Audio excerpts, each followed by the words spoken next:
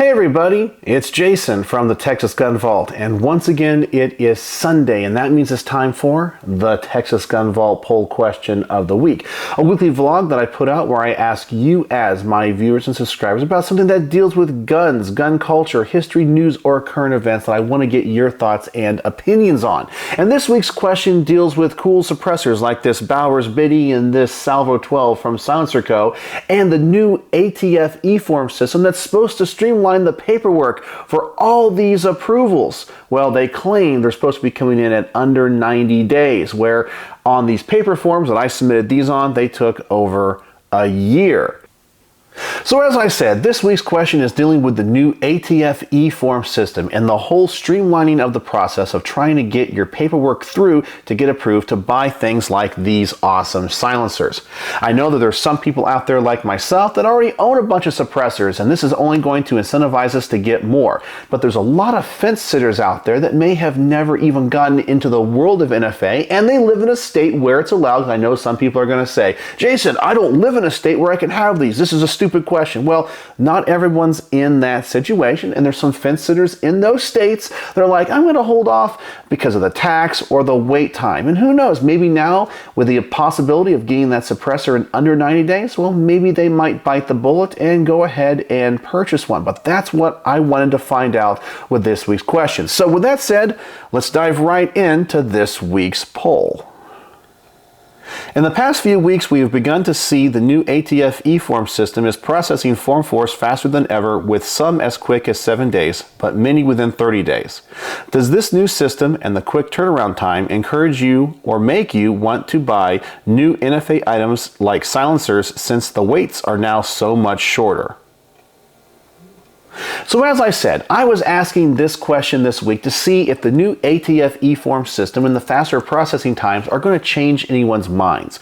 I know there's a lot of people out there that tell me all the time, I'm not going to get into the world of NFA because the tax is wrong and the law is unconstitutional. I'm just not going to play that game. And I totally get it. But I want people to get into the world of NFA for one reason and one reason alone. We have to change the minds of some people legally and through the system. And what I mean by that is, if you look at Supreme Court decisions from the past, like the Heller case, guns and firearm accessories that are in common use cannot be banned. So if nobody goes out and buys transferable machine guns, nobody goes out there and buys silencers or builds short-barreled rifles or short-barreled shotguns because they say the tax is wrong and it's unconstitutional, well, it's really easy for a judge to say, well, no one really cares about this, there's no problems with this, therefore it's all unconstitutional and the ATF can do whatever it is they want if they want a de facto ban. But if you have millions upon millions of suppressors out there, there is no way Congress or the courts can say these are not in common use, and therefore they can't be banned. I kind of feel like the best way to fight the NFA is to play within the system and then fight it in the courts. And what I mean by that is make your SBRs, make your SBSs, make your silencers, buy your silencers, transfer your machine guns, get them into as many hands as possible. Show that this is a simple process, show that it is legal and these items are not of concern when it comes to criminal activity. Therefore, when Congress or certain states try to ban them, it's really easy to go to a court and say, these are in common use. We're following the law. You can't ban them. And who knows, maybe you're going to open the eyes of people that aren't even into guns and go, wow, silencers really aren't that dangerous. They're not what I thought they were. I don't care if they're legal or not. And then one day we can chip away at the NFA. But that's my perspective. If we completely ignore it and say, I'm not even going to get into that world, well, the anti-gunners have won. They've made sure that these items are not owned by you. They're not transferred by you. You can't enjoy them. So while you think you're sticking it to them, they're laughing all the way to the bank. Well, I guess if you're buying the NFA items, they're laughing all the way to the bank because they're getting your tax money. But you know what I'm saying. They're laughing at you. You think you're getting it at them? They're winning because you're not playing the game. Right now, because of inflation, $200 is not all that much. I know to some people it is, but that $200 tax isn't what it was in 1934. When adjusted for inflation, it was about $3,400 or $3,500. Today, $200 isn't all that much. And if we can get these wait times down to 30 days, even 60 days, I'd be happy with. Well, that sounds like a really good thing. And the more people that buy silencers, well, the less likely they're going to be able to be banned. But that's my personal opinion. But let's see what you guys had to say with this week's results. With over 1,100 votes this week, we have yes, I am ready to or already have bought new suppressors, 38%. No, I do not trust the ATF and think the NFA is unconstitutional, 45%. No, I have never been interested in NFA stuff at all, 6%. Neither, NFA items are banned in my state or jurisdiction, 7%. And something else, explain in the comments, 4%. I have to be honest, the results of this poll really sadden me because I want gun owners all over the country to be enjoying the Second Amendment and all that it has to offer. I totally get that the NFA process is burdensome. I totally get and agree that it is completely unconstitutional, but we have to fight it. And if we ignore it and don't even engage in acquiring these items or making these items, it's so easy for them to be banned. The more people that have them, the more in common use they are, as I said, the less likely they can be banned. But that's my opinion, and I'm really sad that so many people want to avoid the process altogether. But that is their choice. I'm a libertarian. But let's see what I think about each one of these. We have yes, I am ready to or already have bought new suppressors. 38%. That's pretty good. A lot of people are really excited. I know I have not used the new eForm system for Form 4s. I have in the past for Form 1s, and they go by really fast. I've bought my first factory SBR. It's a B&T SPC PDW. It hasn't gotten to my dealer yet, but it's going to be my first eForm 4. So fingers crossed that it's going to be a simple process, and once my dealer has it, it'll be in my hands in hopefully under 60 days, maybe 90 days, but as long as it's less than a year, I'll be pretty happy. And that's kind of the one where I would have voted for. Then we have no, I do not trust the ATF and think the NFA is unconstitutional. With the overwhelming support of 45%, I completely get their sentiment. I've already mentioned that. But I think if you avoid buying suppressors, avoid having SBSs or SBRs, you're letting the anti-gunners win. They're going to try to change the amount of tax. They're going to try to ban these things. And even if you say it's unconstitutional, well, look at the financial ramifications of these decisions. For example, don't you wish you could go back in time and in 1985 buy a bunch of transferable machine guns when they were really cheap? Because now you'd be sitting on literally millions of dollars. Well, what if they ban silencers and say, well, the ones that are in circulation can stay in circulation? Well, the price of them is going to go through the roof. Same thing for SBRs and SBSs, and then you're going to be kicking yourself in the butt and going, man, I just should have made that one SBR. I don't like the way this gun looks with this silly, stupid 16-inch barrel. I really wish it could have the right 10.5-inch barrel on it. I don't know. I kind of look at that and think hindsight's 20/20. I want to get ahead of that. But I understand too that people feel like you're fighting the system by not engaging in commerce with NFA items. But all I'm telling you is, number one, the ATF's winning because they don't want you to have it. And the anti-gunners are winning because they don't want you to have it either. And you're like, ha ha ha, I don't want it. Well, they win. They get what they want. Don't let them win. But as I said, that's just my personal opinion.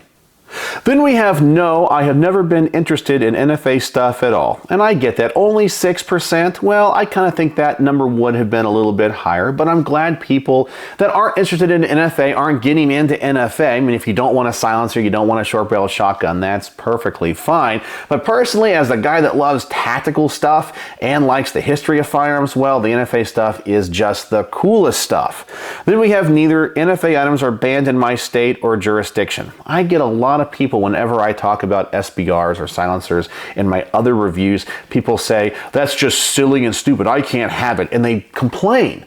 Well, you choose to live in the state. Now listen, People will say, well, I'm tied here with family or a job. All I can tell you is there are people in the past who sold everything that they had to cross the Atlantic in a boat to get away from a government that they hated. Here in the United States, all you gotta do is pack your car and there's nothing stopping you from going 1 or 2 states over. Many of you all are probably really intelligent and have employment opportunities in other states. You choose to live where you live. If you don't like it, you can move. I know that's really easy for somebody sitting in the free state of Texas to say to somebody in California.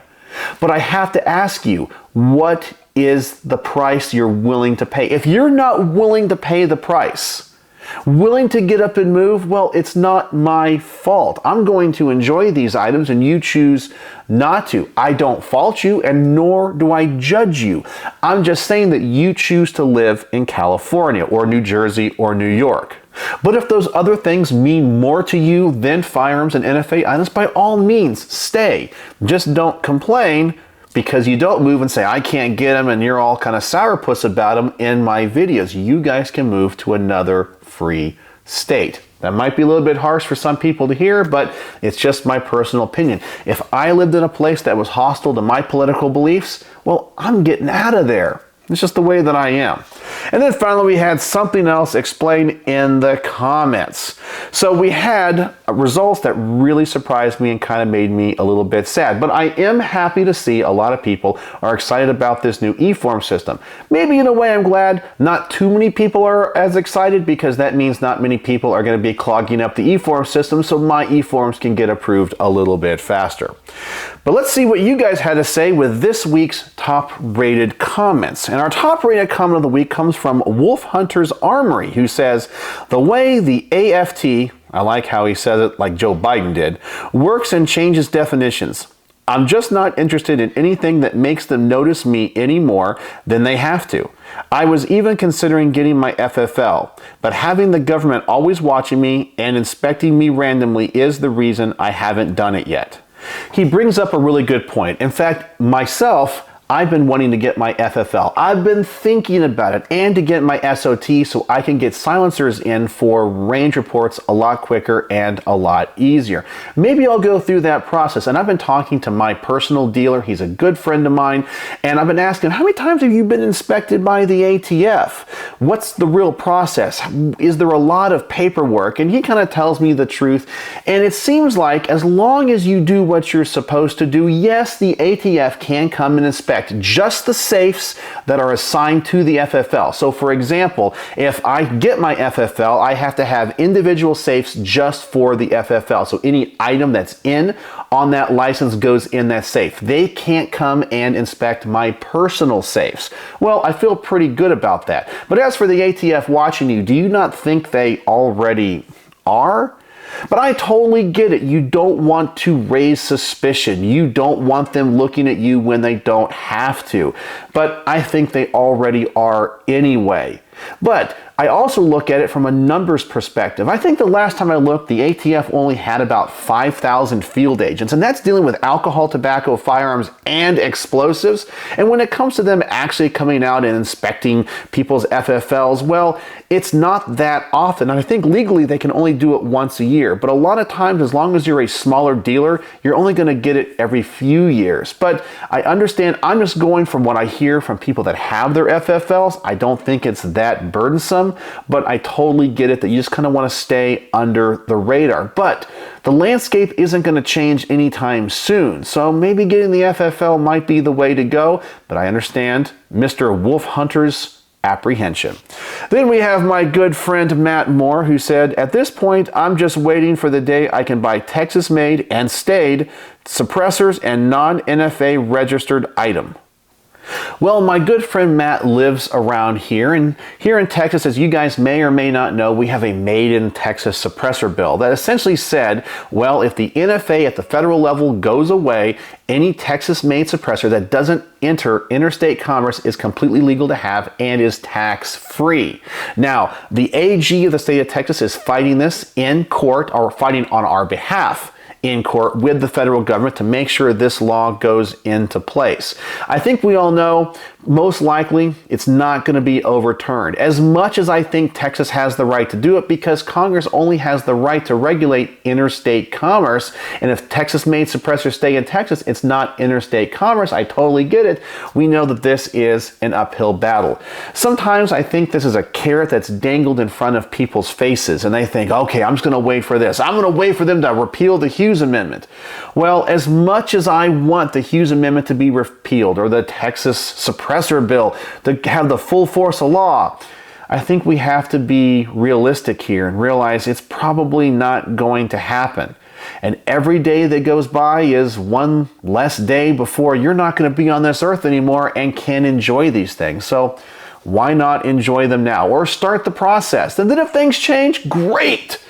But I don't know. I kind of feel like we need to get going on this stuff now. So maybe Matt will change his mind one day, but I understand his sentiment as well. Then we have XJRob85, who said, I already had all of the suppressors I wanted prior to the new system going live. I have no plans to buy another one yet, but when I do, I will definitely e-file. Well, I definitely think that the gun owner's equation applies both to firearms and suppressors. And if you don't know what the gun owner's equation it is X plus 1 equals Y. X is the number of guns, or in this case, suppressors you have, and Y is a number that you need. So once you get that next gun or suppressor, well, you need another one. It becomes a pretty vicious habit, especially when you get into NFA stuff. So you just want the latest and greatest thing. So I'm pretty sure he'll be getting another one probably pretty soon, and sooner than he thinks. Then we have Kelly M, who says, I was in the shop looking at suppressors on Friday. I just don't want to invite the ATF to be in my life more than they already are. Now, here we go. We have history going back to 1934. And I own a lot of suppressors as an individual. I don't have my FFL or SOT. The ATF has never come knocking on my door. They don't ask to inspect them because they can't without a warrant. The only time you have to show your paperwork regarding NFA items is if an ATF agent requests to see them. Your local police can't even ask to see them. Why? Because those forms are tax returns, and ATF agents work for revenue. They are revenue agents of the federal government. So they're the only ones that can ask. And I had been asking around, I've seen it on the forums, people go, hey, has any ATF agent ever asked to see your paperwork at the range? And I've never actually seen or heard of anybody getting harassed or asked by the ATF to prove they actually own that suppressor. Pretty much as long as you pay your tax, they kind of leave you alone.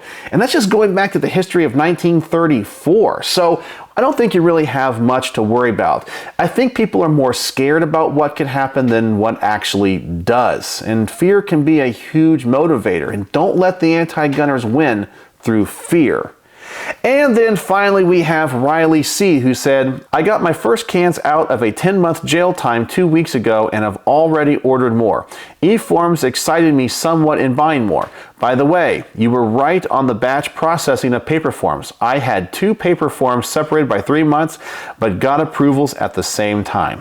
Well, first off, congratulations. I did as well. I think they're trying to clear the paper forms as quickly as they possibly can because they want to go just to the new eForm system. And I told you, once you get your first suppressor, you go out to the range and shoot with it. You're like, why in the world are these regulated? They're so much fun. I got to go buy more for different calibers. So there you go. A lot of people out there saying, I'm not really interested, or I'm going to hold off. And that really saddens me. And once again, it looks like I'm kind of in the minority, but not by that much. But I hope you guys that are fence sitters think about getting into the world of NFA. I've stated my case. The more that they're in common use, the less likely they can ban them. A right that you don't exercise is easily trampled upon. And if you don't exercise your right to own suppressors and short-barreled rifles, short-barreled shotguns, trust me, it's way easier for Congress to ban them outright than you think. So there you go. That is the Texas Gun Vault poll question of the week. If you want to participate in next week's poll, please go to the community tab of my YouTube channel. I will also post a link in the description below. Click that link, go over there and vote, comment, and like other people's comments so we can get the top rated comments of the week. So let me know if maybe I've changed your mind. I'd like to know in the comment section below. So as always, thanks for watching.